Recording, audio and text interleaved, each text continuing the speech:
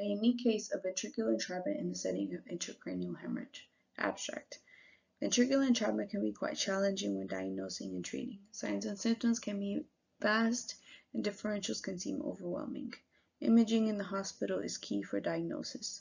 The literature on trapped ventricle explains extensive clinical presentation and the surgical interventions.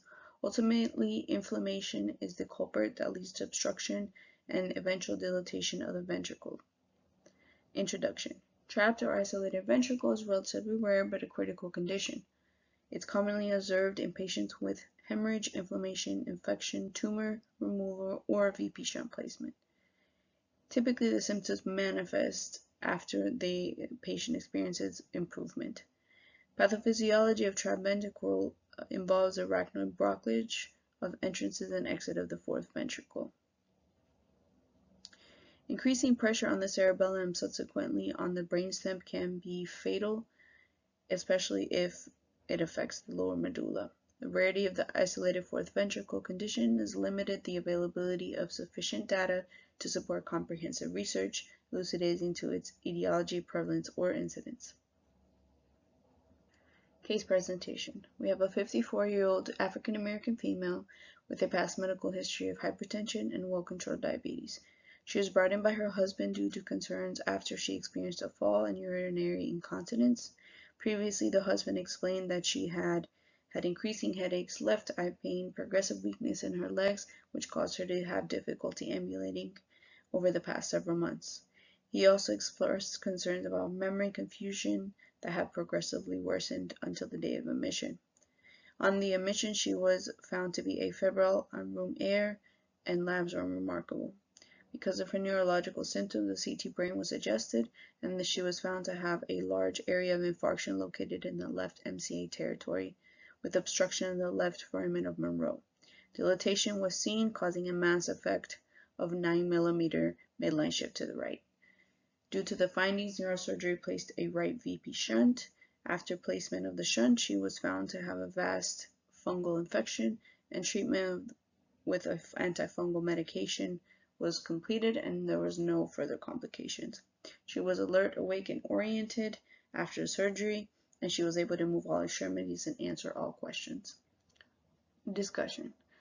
The presentation of patients with ventricular entrapment can vary from ataxia, lethargy, diplopia, nystagmus, mental confusion, dysarthria, and multiple brain palsies. Our patient experienced ataxia, mental confusion, and urinary incontinence. With the suspicion of neurological involvement, a CT brain or MRI needs to be ordered for an accurate diagnosis. The most common causes of trapped ventricle include brain tumor, intracerebral hemorrhage, subdural hematoma. Entrapment of the left ventricle accounts about 97% of cases and is seen in this patient as well. Surgical intervention and tumor etiology are associated with decreased mortality, while intracranial hemorrhage, intraventricular hemorrhage, and midline shift, as well as anticoagulation, were shown to have increased mortality. Later stages of trapped ventricle can lead to respiratory instability, bradycardia, and oculomotor dysfunction.